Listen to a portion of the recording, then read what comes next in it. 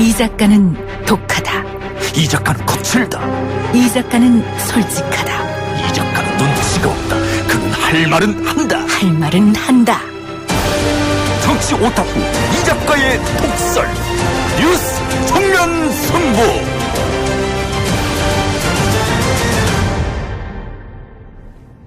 북한이 오늘 새벽 또다시 동해상으로 발사체를 쐈습니다. 특히 이번 발사는 북한이 미국에 만나자는 제안을 한 다음 날 전격적으로 이뤄졌다는 점에서 여러 해석을 낳고 있는데요. 교착 상태를 보이던 북미 실무 협상이 가시권에 들어섰다는 분석도 나옵니다. 전문가 의견 들어보겠습니다. 세종연구소 홍현익 외교연구실장입니다. 실장님.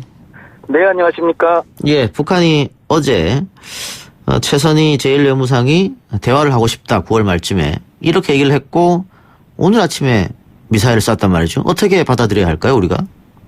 네, 지금 미사일을 쏴서 그 뉴스를 중시해서 보면 북한이 지금 누굴 놀리나 이런 생각을 하실 수도 있지만, 예.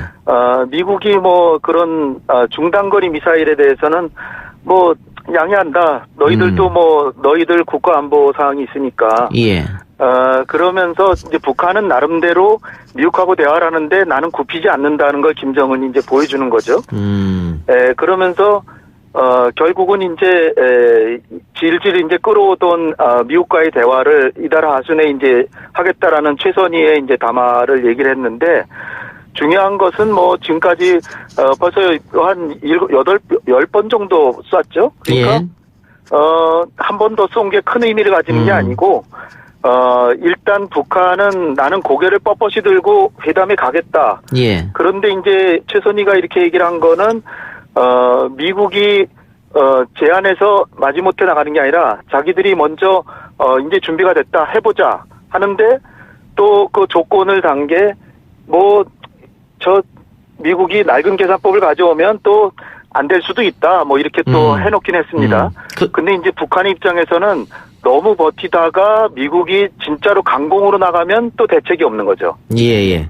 그러니까 이렇게 좀 헷갈리는 전술을 쓰는 게 아닌가 알겠습니다. 이렇게 보입니다. 예. 이런 얘기도 있던데요. 김정은과 트럼프가 만났을 때 이 중단거리 미사일에 대해서는 양해 내지 합의 이런 게 있었지 않느냐. 어떻게 보십니까? 네. 중단거리는 사실 미국보다 한국하고 일본이 하고 군축 협상을 해야 되는 거죠. 사실. 예. 그러니까 트럼프 대통령은 아주 좀 얄밉도록 실리적인 자기 국익 추구하잖아요. 예. 그러니까 북한은 그걸 또 역이용해서 중단거리까지는 양해해라. 그 대신에 당신 대선 국면에서 유리한 장거리까지는 내가 개발을 일단 중단했고, 예. 협상하면은 우리 체제 안전 보장해주면 포기할 수도 있다. 예. 이런 식으로 상당히 EJ 정책이라고나 할까요? 예. 한미 간에 또 미일 간에 이런 정책을 쓰는 거죠. 그러니까 대화가 있었을 수도 있다는 거죠. 그러니까 미국이 지금 핵 자체를 포기시키는 것도 매우 어려운데. 예. 중단거리 미사일까지 지키는 거는 사실 좀 너무 욕심이 많은 거고요. 그거는 우리도 미국에게 맡겨두기보다는 그런 부분은 우리가 협상을 해서 해결해야 된다고 저는 그렇게 봅니다. 알겠습니다. 다시 대화 이야기로 가서 네. 어제가 북한 정권 수립 기념일인데 작년에는 성대하게 치렀고 올해는 그렇게 성대하게 치르진 않았습니다. 어쨌든 이 구구절날 대화를 하자고 했던 메시지 의미가 있을까요? 그렇죠. 어제는 사실 태풍 때문에요. 정신이 없었죠. 예. 그런데 이제 북한도 나름 계산을 해보니까 사실은 벌써 한 달 이상 이제 끌어왔는데. 예. 더 끌다가 트럼프가 다른 계산법을 가지고 나오면 안 되니까. 협상은 일단 해보고 만약에 미국이 자기들이 마음에 맞는다면 이번에 타협을 조금 해보고. 예. 아니면 계속해서 트럼프를 물고 늘어져서 결국 얻어낼 걸 얻는다. 북한 입장에서는 체제 안전 보장을 얻어내고 사실은 미사일이나 이런 것도 포기 안 하고 핵도 포기 안 하려는 계획을 갖고 있겠죠. 예. 그런데 이제 트럼프도 나름 역대 미국 행정부의 정책을 검토해 보니까 북한한테 많이 속았다. 이런 생각을 갖고 있기 때문에 그런 지금 서로가 다른 계산법을 갖고 있는데 근데 어떻게 보면은 북한이 힘이 약하고 경제적으로도 어려우니까 북한이 더 불리한 것 같지만 또 민주주의 국가는 내년 말에 또 미국 대선이 있어서 예. 트럼프가 뭔가 성과를 내지 않으면 안 된다는 약점을 교묘하게 또 김정은은 이용하고 있어서 요게 이제 균형이 잡히는 그 지점에서 합의가 될 텐데 우리가 측면에서 좀 잘 예. 도와야 되겠습니다. 예, 어쨌든 꽤 오랫동안 적대국으로 있었기 때문에 불신이 상당한 것 같습니다. 양 국가가 다. 네. 근데 최근에 그 비건 대표가 북미 협상이 실패로 돌아가면 한국과 일본 등에서 핵무장을 요구하는 목소리가 나올 수도 있다. 이런 말을 했거든요. 이게 북한을 대화장으로 빨리 끌어들이는데 효과적이었다. 이런 분석도 있고 그 이야기는 중국이 들으라고 한 소리다. 이런 얘기도 있는데 뭐가 맞습니까?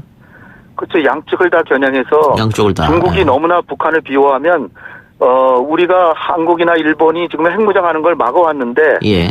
우리가 조금만 늦추면 제일 당황스러운 건 중국일 것이다. 예. 사실 우리도 핵을 만들려면 얼마든지 만들 수도 있거든요.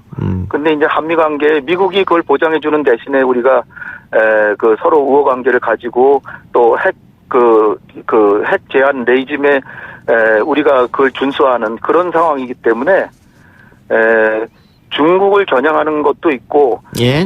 또 사실은 우리가 핵무장을 한다는 거는 능력은 있지만 지금 우리가 하다가는 우리가 대외 무역 의존도가 엄청난데 그걸 또 하는 건 또 안 되는 거죠.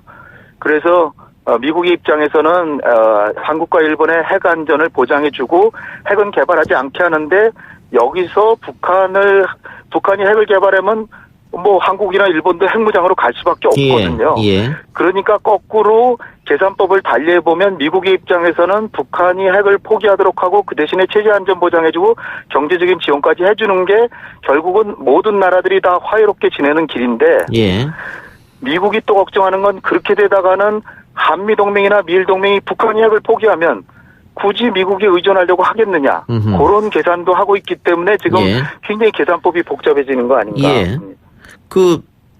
지금 최선희 외무상이 미국에게 새로운 각본을 갖고 와라 이렇게 얘기했단 말입니다. 네. 그 새로운 계산법, 새로운 각본 뭘 뜻하는 겁니까? 이게 지금 북한한테 먼저 핵을 포기하면 그때 뭐 제재 좀 완화해주겠다 뭐 이런 계산이잖아요. 지금. 예. 근데 사실 북한에게 핵이 전부다거든요. 예. 그리고 핵을 포기했을 때 과연 미국을 믿을 수 있느냐. 미국이 뭐 이란과의 핵 파기나 뭐 이런 것도 막 깨버리고 예. 우크라이나 지켜준다 그러고 우크라이나도 러시아 침공했는데 못 지켜줬잖아요. 예. 그렇다면 미국이 과연 믿을 수 있는 나라냐.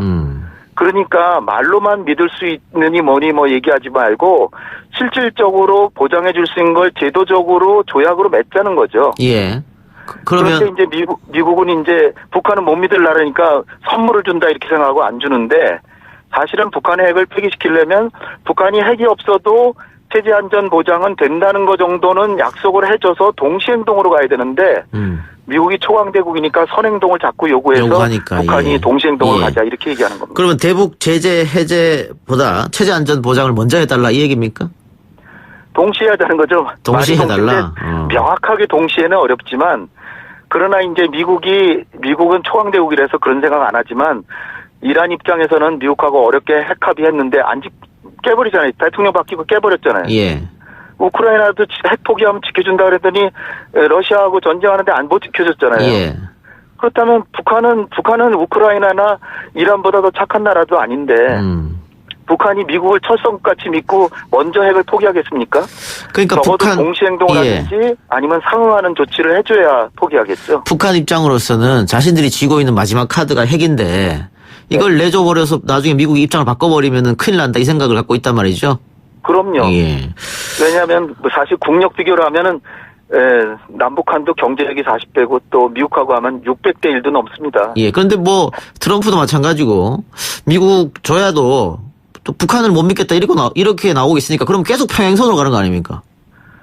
그러니까 그렇게 하면은 결국은 미국은 골칫덩어리를 앓는데 제가 좀 의심하는 거는 미국은 그런 골치를 남겨두지만 만약에 북핵 문제가 말끔히 해결되면 한미동맹, 미일동맹 깨지고 미국의 동아시아에서의 영향력이 확실히 축소되는 것이 두려워서 북한과의 합리적인 합의를 안 하고 있는 게 아니냐는 의심이 들 정도로 미국은 사실 북한보다 국력이 몇백 배나 더 강한데도 그렇게 핵이 골치 아프다고 하면서 상호주의적으로 동시행동으로 핵을 포기하는 걸 사실 안 하고 있잖아요. 예.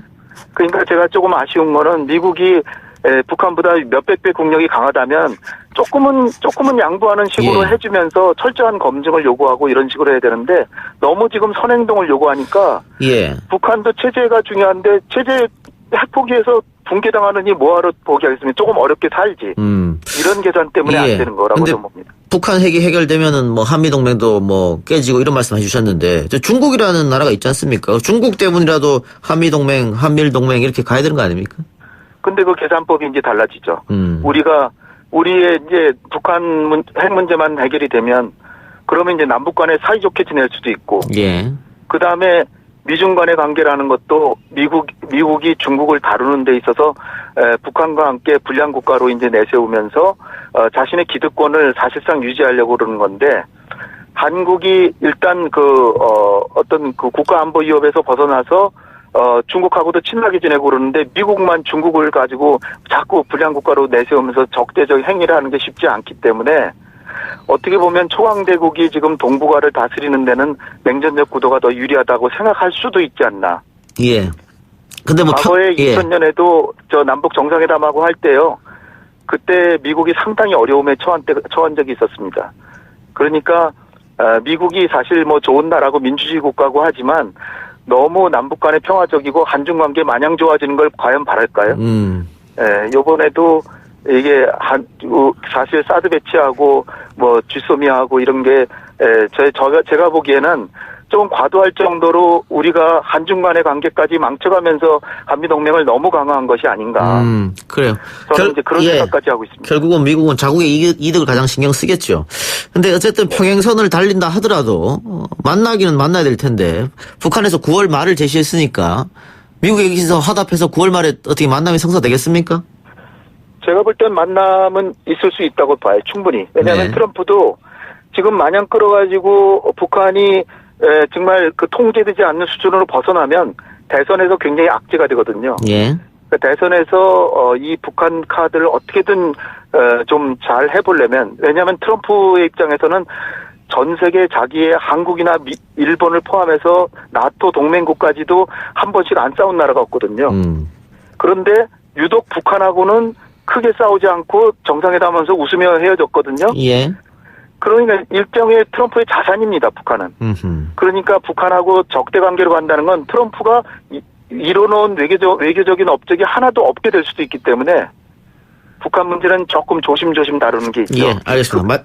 우린 그걸 역용해야 예. 된다고 봅니다.